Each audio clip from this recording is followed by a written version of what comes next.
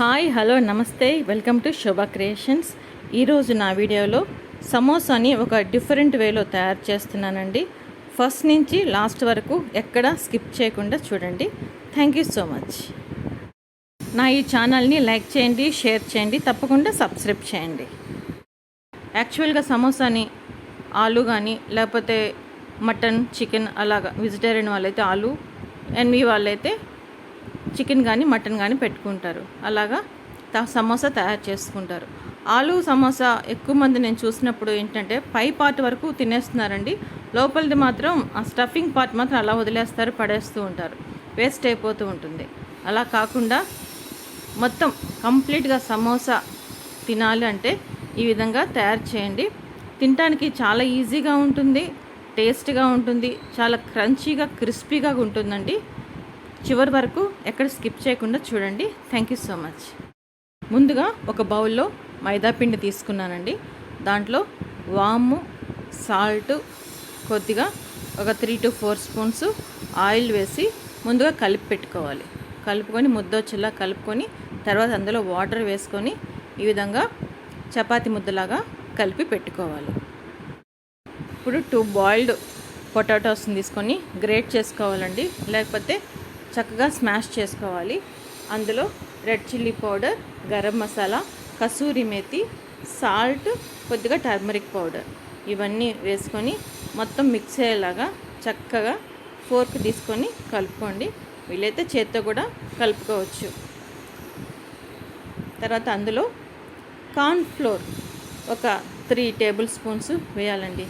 ఇది వేయటం వలన చాలా యూజ్ఫుల్గా ఉంటుంది అనమాట. ఎందుకంటే మనం పెట్టిన స్టఫ్ బయటికి రాకుండా ఉంటుందన్నమాట. అందుకోసమని కార్న్ఫ్లోర్ వేయాలి. కార్న్ఫ్లోర్ కూడా వేసేసి మొత్తం మిక్స్ చేసుకోవాలన్నమాట. పొటాటో మిక్స్ని చక్కగా కలుపుకోవాలి. తర్వాత ఒక ముద్ద తీసుకొని చపాతీలాగా ఒత్తుకోవాలండి. ఒత్తుకొని సెంటర్లో ఏదైనా ఒక గ్లాస్ అని పెట్టుకోవచ్చు, లేదా చిన్న బౌల్ ఉంటే బౌల్ పెట్టుకోవచ్చు. పెట్టేసుకున్న తర్వాత నేను చూపిస్తున్నాను కదండి, ఆలు మిక్స్ని ఈ విధంగా అప్లై చేసుకోవాలి. అంటే సెంటర్లో అవ్వకుండా ఉండటానికి నేను సెంటర్లో అది పెట్టాను అనమాట. అక్కడ మాత్రం అవ్వదు, దాని చుట్టూ కూడా పొటాటో మ్యాష్ని స్ప్రెడ్ చేసుకోవాలి.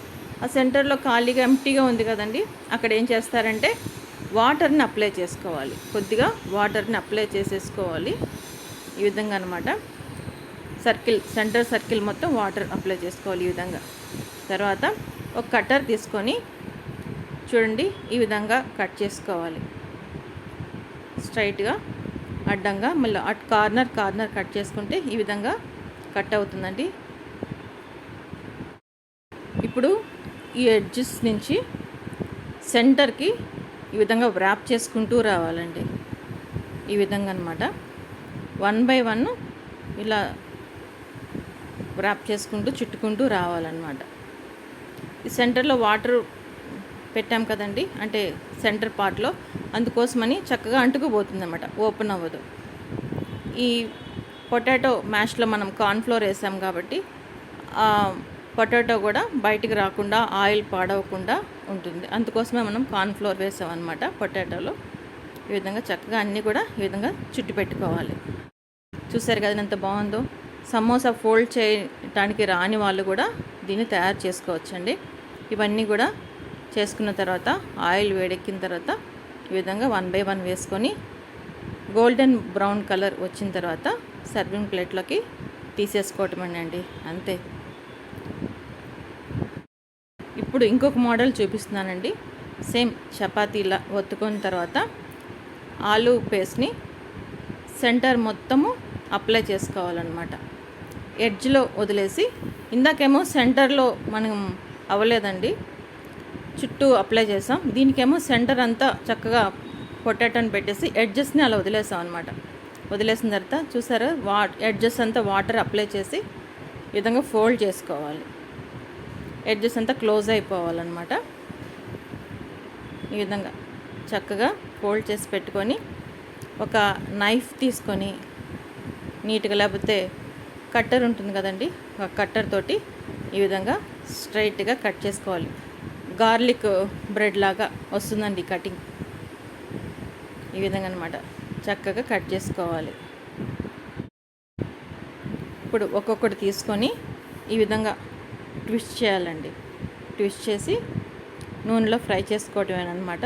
చూసారు కదా, ఈ విధంగా చక్కగా ఏదో నూనెలో గోల్డెన్ బ్రౌన్ కలర్ వచ్చే వరకు ఫ్రై చేసుకొని దీంతో మనం టమాటా సాస్ కానీ గ్రీన్ చట్నీతో కానీ డిప్ చేసుకొని తిన్నట్లయితే చాలా బాగుంటుందండి. పిల్లలు చాలా ఎంజాయ్ చేస్తారు, చాలా ఇష్టంగా కూడా తింటారు. పిల్లలేం పెద్దలేమి అందరూ కూడా హ్యాపీగా ఎంజాయ్ చేస్తారండి. Thanks for watching. ప్లీజ్ నా ఛానల్ లైక్ చేయండి, షేర్ చేయండి, తప్పకుండా సబ్స్క్రైబ్ చేయండి. Thank you so much.